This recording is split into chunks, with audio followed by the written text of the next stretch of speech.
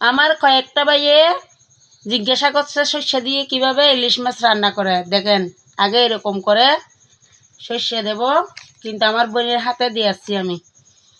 এই তারপর টমেটো,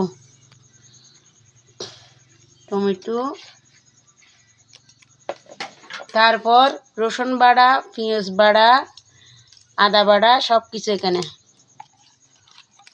সব কিছু। তারপর হলুদের গুঁড়া, তারপর স্বাদ মতন লবণ, তারপর বালা তেল দিচ্ছি,